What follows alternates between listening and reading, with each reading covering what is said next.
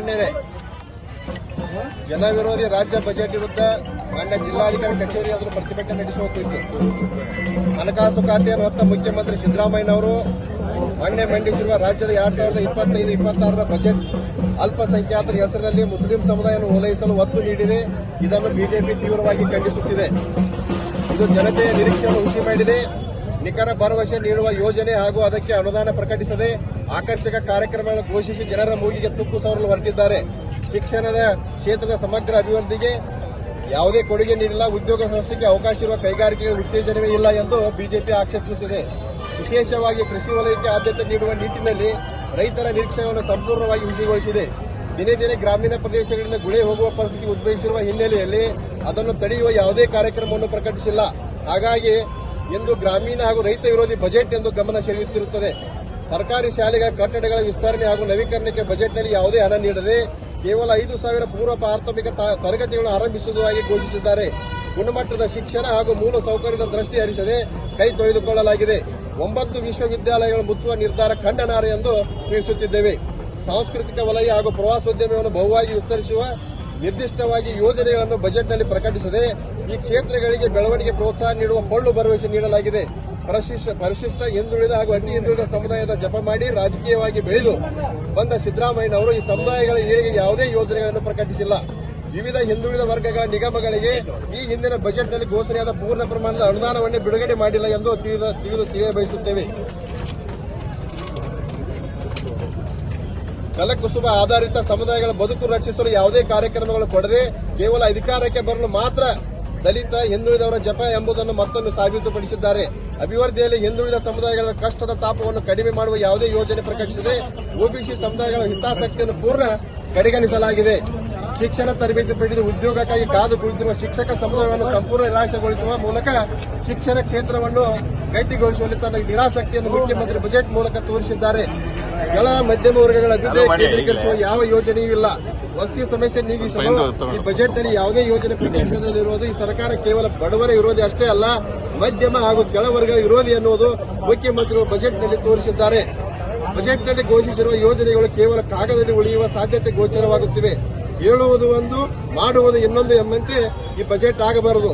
ಕಳೆದ ಬಜೆಟ್ನಲ್ಲಿ ಘೋಷಣೆ ಆಗಿದ್ದೇ ಅಲ್ಲವೋ ಘೋಷಣೆಯಾಗಿಯೇ ಉಳಿದಿವೆ.